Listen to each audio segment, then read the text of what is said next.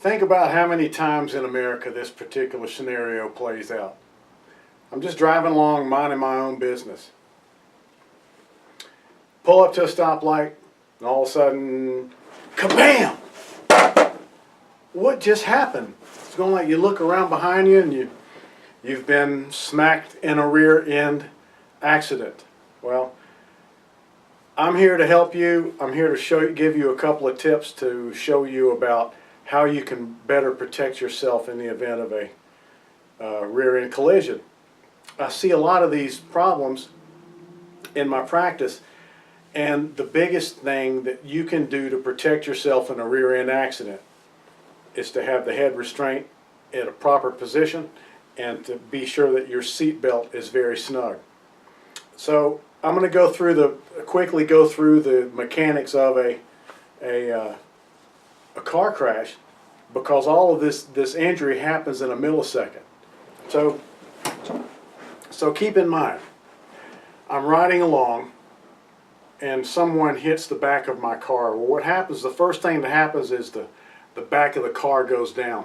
So when the back of the car goes down, what that's going to do is that's going to throw your body's going to go up in the seat.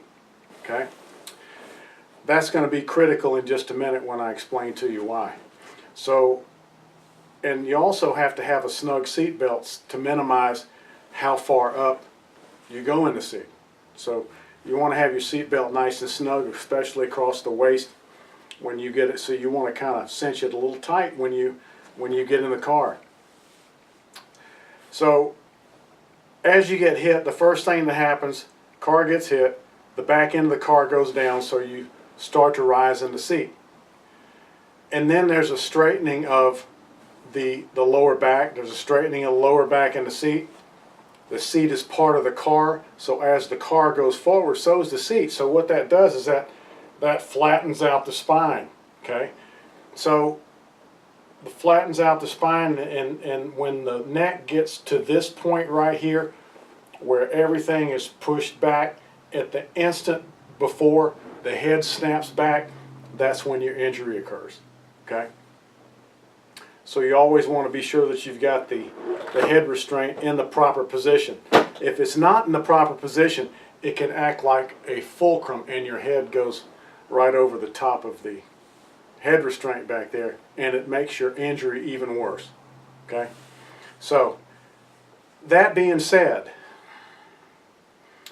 and coupled together with the safety standards have been increased recently to where the cars have to maintain a certain amount of integrity. Integrity means that it can't be any deforming of the main cabin of the car.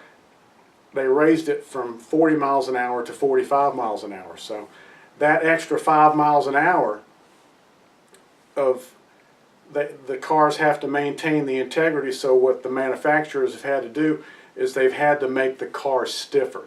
So as they've made the car stiffer, there was a lot of that energy that kind of got absorbed in the crushing of metal, that now the cars are stronger and they're more rigid, and guess where that extra force that used to be absorbed in the crumpling of metal and things like that, they're now getting transferred to the occupant. So we're seeing a lot more injuries now, a lot more concussions in your lower speed car accidents where you didn't see those before. So two things to keep in mind. Okay, when you want to have the head restraint, okay, keep in mind when you're sitting normally in the car, and this would seem to be a normal, this is I guess about an inch below the top of my head. If I didn't know better, I would think that that was the right position for that head restraint.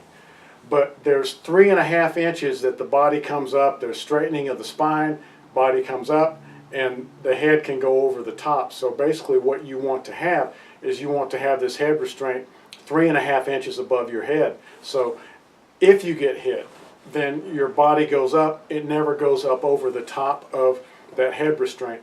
That can make the injury really bad. Keeping your seat belt tight, that's a beautiful thing. Just keep it snug around the waist. And if you're fortunate enough to know that something's coming, let go of the wheel, press your head in against the head restraint. You press your body up against the back of the seat and the head restraint, let go of the wheel. So if you remember, the wheel is attached to the car also. So, and you're holding onto the wheel and you're ripping, it just rips your shoulders and accentuates the whiplash injury. So letting go of the wheel.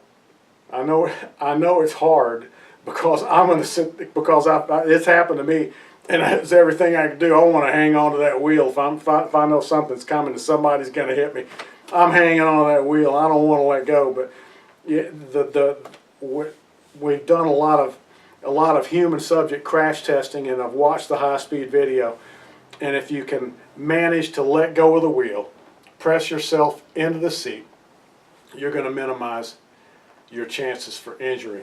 Now, if you are injured in a motor vehicle accident, number one, you've got to have a chiropractor on your team, a chiropractor that's knowledgeable, that knows the mechanics of the injuries, and the most important thing, best knows how to help you get well after you've been injured. So if I can ever be of any assistance to you, I'm Dr. Maloof. I'm located in Lawrenceville.